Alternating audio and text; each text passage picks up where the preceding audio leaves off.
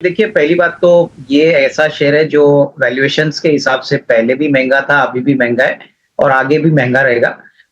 Market इसको retail giant समझती है और नंबर्स भी काफ़ी तगड़े आ गए हैं, 18% रेवेन्यू ग्रोथ काफ़ी अच्छा है। लेकिन मुझे लगता है कि देखिए वैल्यूएशन कम्फर्ट अभी भी बैठ नहीं रहा है। मेरे ख्याल से अगर किसी के पास पहले का खरीदा है, तो अगले डेढ़ 2 साल में डेफिनिटली एक अच्छा रिस्क रिवॉर्ड बन सकता है। बट करंट प्राइस पे मुझे लगता है कि कोई बड़ा इंसेंटिव नहीं है।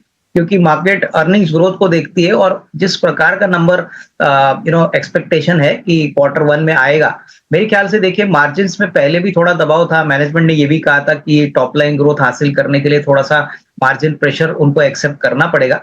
तो मेरे ख्याल से डेफिनेटली लॉन्ग टर्म का ग्रोथ स्टोरी तो बरकरार है। लेकिन अगर शॉर्ट टर्म की बात करें तो मुझे लग रहा है कोई बड़ा री-रेटिंग ट्रिगर नहीं है। तो फ्रेश बाइंग मैं सजेस्ट नहीं करूंगा। बट हाँ, जिनके पास है वो डेढ़ 2 साल का नजरिया लेके यहाँ पे जरूर होल्ड करे। रिटेल सेक्टर की ग्रोथ जिस प्रकार से आ रही है और आने वाले दिनों में जिस प्रकार से बढ़ेगी, उसका फायदा जरूर डीमार्ट जैसे स्टोर्स को मिलेगा जो ग्रोसरी और लो कॉस्ट आइटम्स में काम करते हैं और जहाँ पे इनका एक ब्रांड पुल बहुत ज्यादा है। सृष्टि देखिए आईटी सेक्टर में वापस थोड़ा-सा अपटिक तो ज़रूर प्राइसेज़ में देखने को मिला है। लेकिन इसका और एक कारण ये भी है कि मार्केट्स में अभी अपॉर्च्युनिटीज़ अगर हम सेक्टर या स्टॉक्स की बात करें तो बहुत लिमिटेड है। मार्केट बहुत ही जल्दी और बहुत ही छोटे समय में बहुत ही स्ट्रॉन्ग आउट परफॉर्मेंस दे चुका है। तो इसलिए जो अंडर परफॉर्मिंग सेक्टर्स है जैसे आईटी है, वहाँ पे वापस रुचि मार्केट को आई है। मुझे लगता है कि देखिए पहला क्वार्टर के नंबर जब आएँगे, मैनेजमेंट की कमेंट्री आएगी, तभी मोटा-मोटी एक अंदाजा आएगा कि यूएस और यूरोप के जो कस्टमर्स हैं, वो क्या संकेत दे रहे हैं। ओवरऑल मुझे लग रहा है कि टीसीएस की बात करें, एचसीएल टेक्नोलॉजीज़, उसके बाद टाटा टेक्नोलॉजीज़, ये सारी जो कंपनीज़ है लॉन्ग टर्म के लिए काफ़ी वेल पोजिशन्ड है। लेकिन स्पेसिफिकली अगर आपको शॉर्ट टर्म के लिए कुछ बाइंग करनी है, तो मेरे ख्याल से it is better to wait for quarter one numbers, commentary के लिए वेट करिए। क्योंकि मुझे लगता है कि फर्स्ट क्वार्टर तो कोई ज्यादा इनकरेजिंग ना होगा। बट सेकंड हाफ FY25 का जरूर अच्छा होना चाहिए क्योंकि यूएस मार्केट्स वापस रिवाइवल साइंस दिखा रहा है। तो उस पॉइंट ऑफ व्यू से अगर आप देखें तो टीसीएस और एचसीएल टेक और इन्फोसिस, ये दो तीन जो लार्ज कैप कंपनीज है करंट लेवल्स पे आपको अच्छा रिस्क रिवॉर्ड का पोटेंशियल देते हैं। बट समय आपको थोड़ा सा लंबा देना है क्योंकि हो सकता है शॉर्ट टर्म में थोड़ी सी रेंज बाउंड मूवमेंट ही आपको देखने को मिले। देखिए डिम्पी, मुझे लगता है कि जो सारी डेयरी बेस्ड कंपनीज है इनके नंबर्स बहुत ही अच्छे फोर्थ क्वार्टर के लिए आए थे और सबसे बड़ी बात इनका जो मेन रॉ मटेरियल है यानी दूध की कीमतें जो है वो काफी रीजनेबल हो चुकी है। तो ये कारण है कि वॉल्यूम भी बढ़ गया है, मार्जिन भी बढ़ गए हैं और ये जो डेवलपमेंट है वो आपको शायद FY25 में भी देखने को मिलेगी।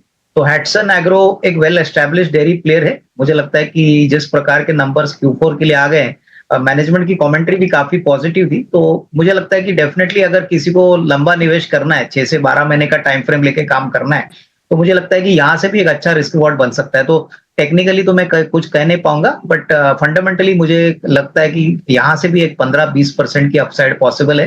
तो यहाँ पे जरूर एक पोजीशन आप ले सकते हो, but time frame 6 to 12 month रखना जरूरी है। कि देखिए अभिषेक, जो वॉल्यूम डेटा आया है इलेक्ट्रिसिटी जनरेशन का और नंबर का, क्वार्टर का और जून महीने का, वो काफी एनकरेजिंग है और मुझे तो लगता है कि Q1 नंबर्स काफी तगड़े आएंगे।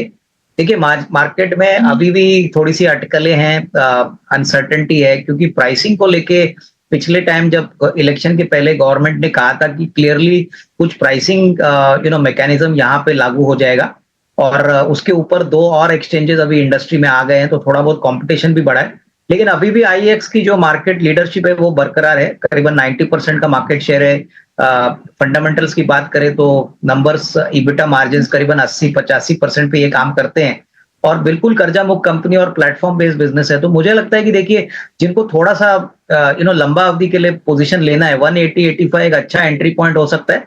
करीबन 225-230 का एक नियर टर्म का टारगेट बन सकता है और नंबर्स के बाद जो मैनेजमेंट की कमेंट्री आएगी प्लस जो वॉल्यूम थ्रूपुट की बातें होंगी तो वो मार्केट क्लोजली वॉच करेगी क्योंकि आने वाले साल में अगर ये 20-25% का इंक्रीज दिखाते हैं वॉल्यूम में, तो इसका असर प्रॉफिटेबिलिटी पे जरूर आना चाहिए and FY25 should be lot better than previous year. तो ये लेवल पे भी थोड़ा सा एक्यूमुलेट करें, बट टाइम फ्रेम कम से कम 6 to 12 मंथ रखें।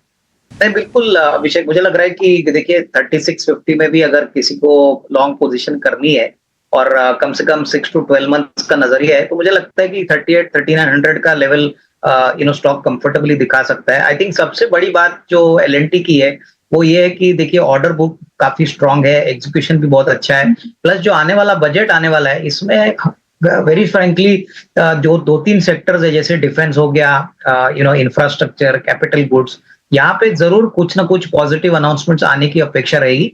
और कहीं न कहीं एल-एंड-टी एक ऐसा स्टॉक है जो तीनों सेक्टर्स को रिप्रेजेंट करता है।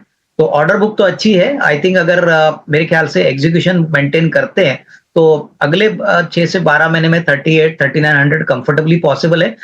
एक साथ खरीदने की चेष्टा ना करें। मुझे लगता है कि अगर किसी को खरीदना है, तो थोड़ा एसआईपी मोड में खरीदिए। 35-50, 36-50 के रेंज में जितना आप खरीद पाओगे, मेरे ख्याल से अच्छे रिटर्न्स आपको मिलेंगे।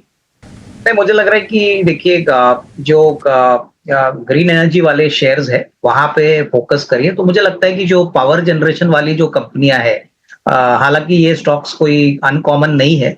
हमने हमारे क्लाइंटों को कहा है कि जो ट्रांसमिशन और जो डिस्ट्रीब्यूशन पावर कंपनीज है, जैसे कि केईसी इंटरनेशनल की बात अभी थोड़े टाइम पहले हो रही थी। मुझे लग रहा है कि ये कंपनी डेफिनेटली बेनिफिट करेगी। ऑर्डर बुक तो बहुत ही स्ट्रांग है, लेकिन आने वाले साल में होपफुली अगर ऑर्डर बुक यही इसी तरह से बढ़ता गया, तो 1150 1200 का भी टारगेट प्राइस कंफर्टेबली पॉसिबल है। हमने निचले लेवल पे भी हमारे क्लाइंट्स को यहाँ पे पोजीशंस लेने को कहा था। तो डेफिनेटली हम अभी भी इन्वेस्टेड है। और मैं समझता हूँ कि अगर जनरेशन की बात करें, तो टाटा पावर पे भी फोकस करिए, क्योंकि हो सकता है कि इस बार इलेक्ट्रिक व्हीकल चार्जर्स या इलेक्ट्रिक व्हीकल जो एंसिलरी प्रोडक्ट्स जो कंपनी बनाती है, उसके ऊपर भी कुछ बड़े अनाउंसमेंट बजट में आ सकते हैं। तो इसका फायदा कंपनी को मिलेगी। तो डेफिनेटली टाटा पावर पे फोकस करिए। मुझे लगता है कि लंबी अवधि के लिए, अगले 12-15 महीने के लिए अच्छी खासी रिटर्न्स पॉसिबल लगे।